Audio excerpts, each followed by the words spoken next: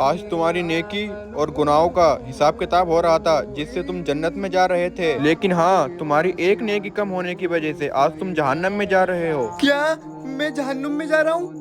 रुको, मैं अभी आता हूँ।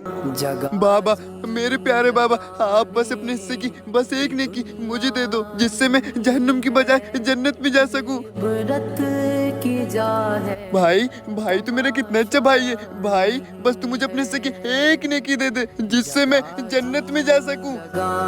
बेटा, क्या ये हर टाइम हराम काम करता रहता है? चल, नमाज का टाइम हो गया, नमाज पढ़ने चलते हैं। अरे बाबा, मैं क्या करूंगा नेक काम कर कर? आप अपने हिस्से की नेकी मुझे दे देना। अब इसे कैसे समझाऊं? कोई अपने हिस्से की नेकी किसी को नहीं दे सकता। देखा, मरने के बाद कोई किसी के काम नहीं आता है। अगर काम आते हैं तो सिर्फ उसके अच्छे अमाल। चल, अब जहन्नुम में जा। नहीं, मैं जहन्नुम में नहीं जा